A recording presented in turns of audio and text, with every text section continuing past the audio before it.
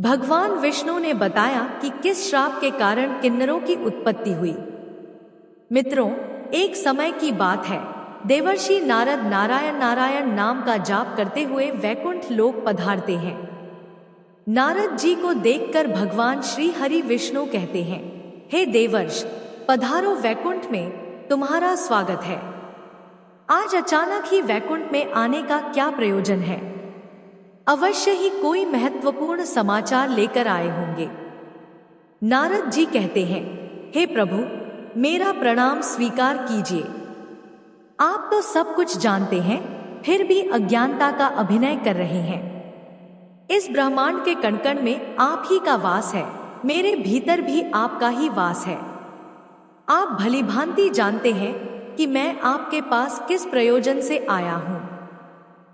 भगवान विष्णु कहते हैं, हे नारद, मैं अवश्य जानता हूं तुम्हारे मन में क्या चल रहा है, और आज तुम मानव जाति के कल्याण के उद्देश्य से ही यहाँ आए हो। इसलिए तुम्हारे मन में जो भी शंका है, निसंकोच होकर पूछ लो। नारद जी कहते हैं, हे प्रभु, यदि आप आज्ञा दें तो मैं आपसे एक प्रश्न पूछने के लिए आया हूं। हे प्रभु, ब्रह्मदेव ने सृष्टि की रचना करते समय स्त्री और पुरुष का निर्माण किया था और दोनों को एक दूसरे के पूरक बनाया है।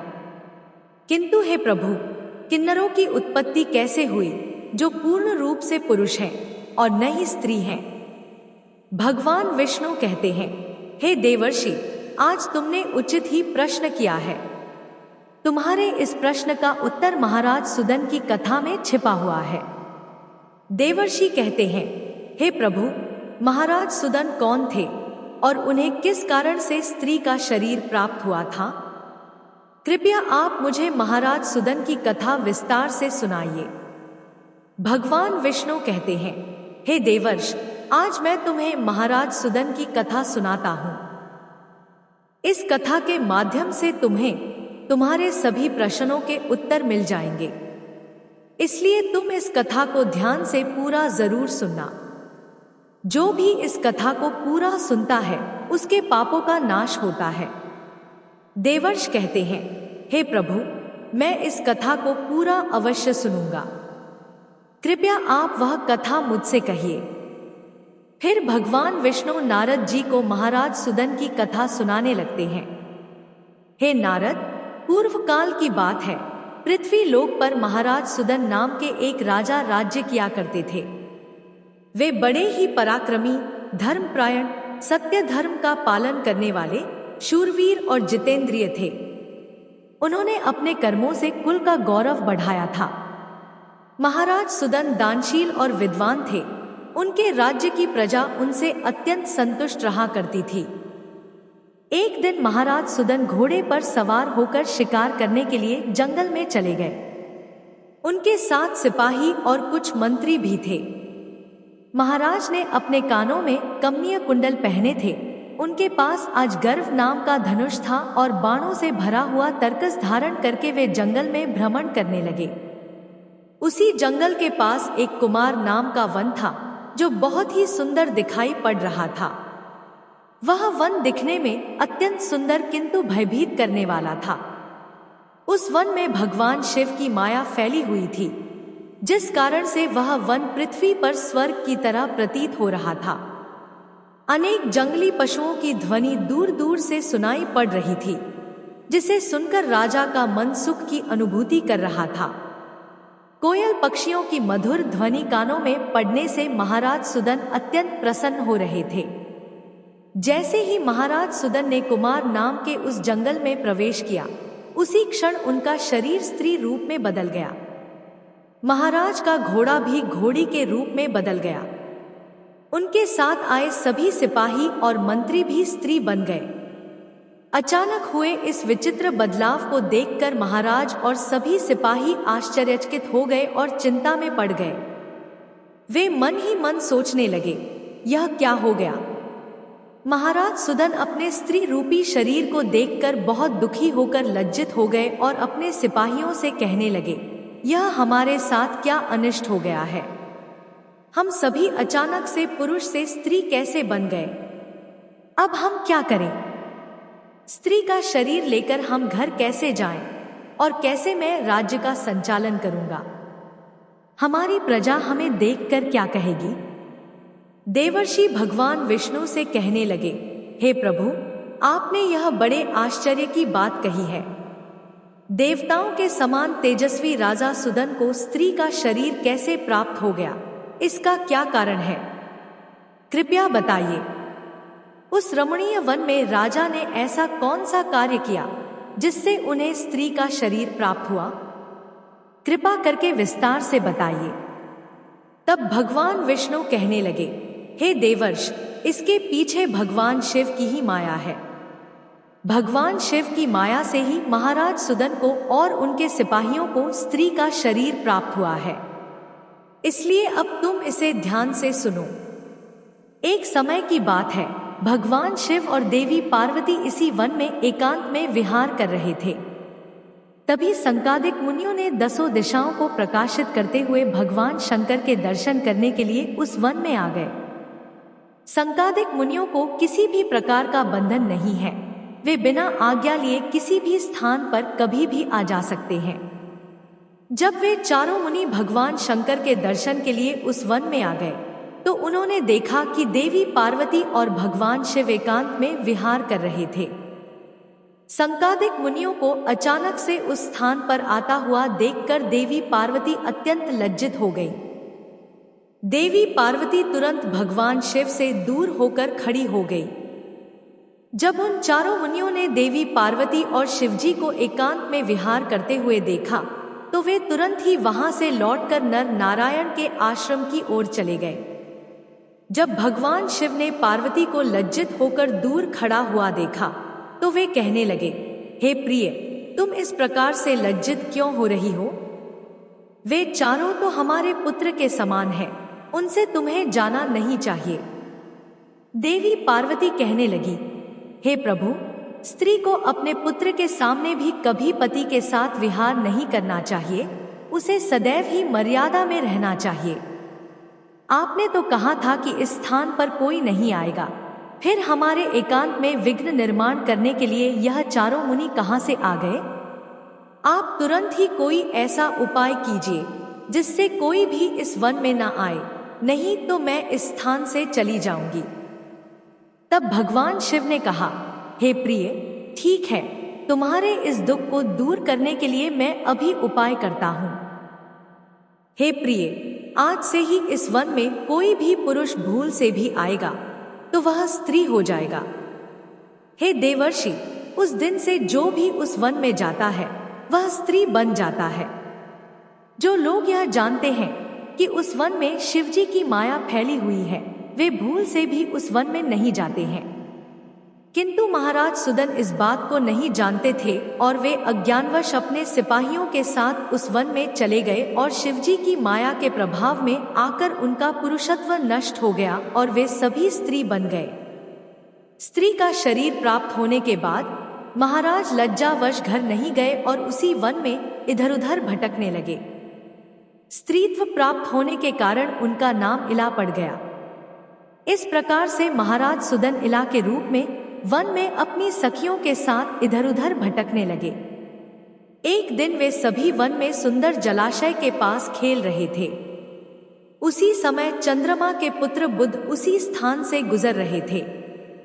अनेक स्त्रियों के साथ भ्रमण करती हुई उस युवती इला को देखकर चंद्रमा के पुत्र बुध उस पर मोहित हो गए।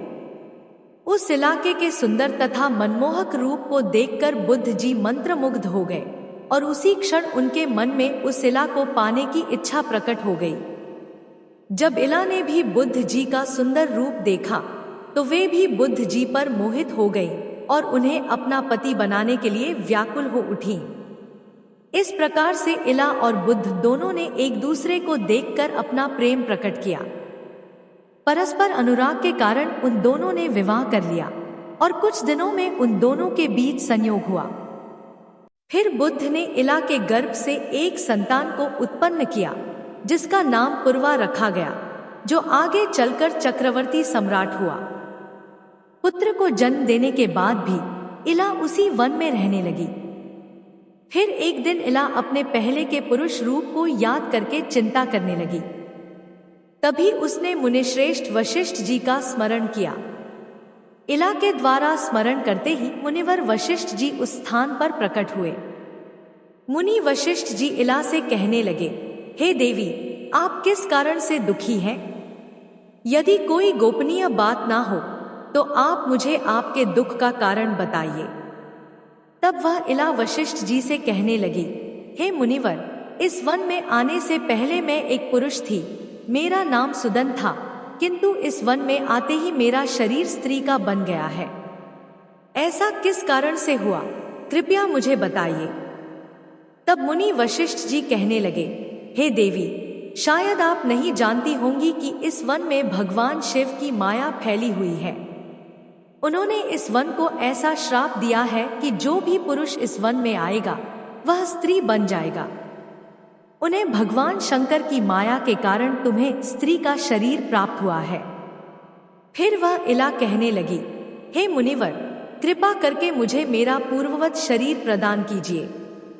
मेरी प्रजा मेरे बगैर दुखी है। मैं ऐसी हालत में अपने राज्य में नहीं लौट सकती। मुनि वशिष्ठ जी से महाराज सुदन की ऐसी अवस्था देखी नहीं गई। महाराज बड़े शूरवीर और पराक्रमी थे, किंतु शिवजी की माया के कारण उन्हें स्त्री का रूप प्राप्त हुआ था। वशिष्ठ जी कहने लगे, हे वत्स, तुम चिंता मत करो, मैं भगवान शिव से प्रार्थना करके तुम्हारी सहायता करूंगा। तब वशिष्ठ जी ने उसी स्थान पर समस्त लोगों का कल्याण करने वाले भगवान शंकर की आराधना करना आरंभ किया। भगवान शंकर वशिष्ठ जी की आराधना से अत्यंत प्रसन्न हुए और साक्षात उन्हें दर्शन देकर कहने लगे, हे मुनिवर, मैं आपकी भक्ति से अत्यंत प्रसन्न हूँ। आपको जो भी मनोवांछित वर चाहिए उसे मांग लो। तब वशिष्ठ जी भगवान शंकर से कहने लगे, हे प्रभु, आपके दर्शन से मेरा व्रत सफल हुआ। हे भोलेनाथ, मेरी बस यही कामना है कि आप मेरे शिष्य महाराज सुदन को पुनः पुरुष बना दीजिए। फिर शिवजी ने कहा, हे मुनिवर, मेरी ही माया के कारण सुदन को स्त्री का शरीर प्राप्त हुआ है, इसलिए मैं ही इसे पुरुष का शरीर प्रदान करता हूँ। किंतु राजा सुदन एक मास के लिए पुरुष बने रहेंगे और एक मास के लिए वे स्त्री बने रहेंगे। इतना कहकर भगवान शिव उस स्थान से अंतर्ध्यान हो गए। इस प्रकार से वशिष्ठ जी की कृपा से और भगवान शिव के आशीर्वाद से महाराज सुदन को एक मास के लिए पुरुष का शरीर प्राप्त हुआ और वे अपने राज्य में लौट गए और सुखपूर्वक राज्य करने लगे। जब महाराज पुरुष के रूप में होते तो वे अपने नगर में जाकर राज्य किया करते थे, और जब वे एक मास के लिए स्त्री के रूप में होते तो वे वन में आकर ही रहने लगते थे। महाराज के ऐसे विचित्र व्यवहार से उनकी प्रजा त्रस्त हो गई और वे पहले की तरह महाराज सुदन का सम्मान भी नहीं करने लगी। इधर महाराज के स्त्री रूप में रहते हुए बुद्ध से उन्हें जो पुत्र प्राप्त हुआ था, जिसका नाम पुरवा था, वह जवान हो गया। तब महाराज सुदन ने उसे अपना राज्य सौंप दिया और वे सदा के लिए वन में रहने के लिए चले गए। वन में जाकर महाराज सुदन अपने स्त्री शरीर इला के रूप में तपस्या करने लगे।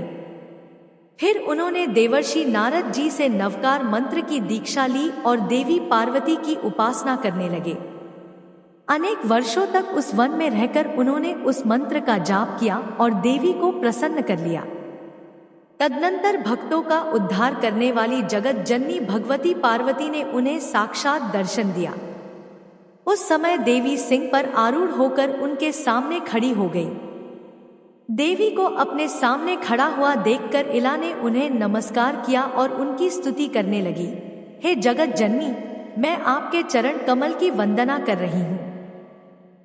कृपा करके मुझे इस शरीर से मुक्ति प्रदान कीजिए। तब देवी ने उस पर प्रसन्न होकर कहा, हे इला, आज तुम्हें स्त्री शरीर से मुक्ति मिल जाएगी और तुम परम पद को प्राप्त कर लोगी। देवी के इतना कहते ही इला ने अपने शरीर का त्याग किया और परम पद को प्राप्त कर लिया। महाराज सुदन के परम धाम को जाने पर महाराज पुरवा राज्य करने लगे। हे देवर्ष, अब सुनो किन्नरों की उत्पत्ति का रहस्य। महाराज सुदन अपने सिपाहियों के साथ उस वन में आए थे। उनके जो सिपाही थे वे सभी किन्नर बनकर सुमेरु पर्वत के पास जाकर निवास करने लगे। उन्हीं से किन्नर प्रजाति की उत्पत्ति हुई। तो दोस्तों, इस प्रकार से भगवान विष्णु ने नारद जी को किन्नरों की उत्पत्ति का रहस्य बताया है।